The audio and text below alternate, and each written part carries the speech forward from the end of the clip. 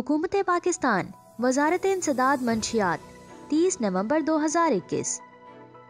ANF की अटक में बड़ी कार्रवाई।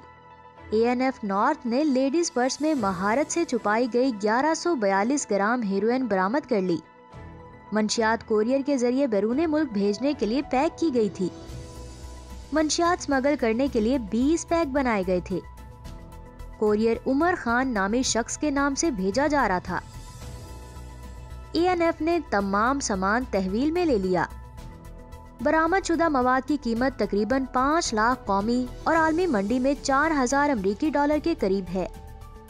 इस सिलसिले में मजीद तफ्तीश जारी है।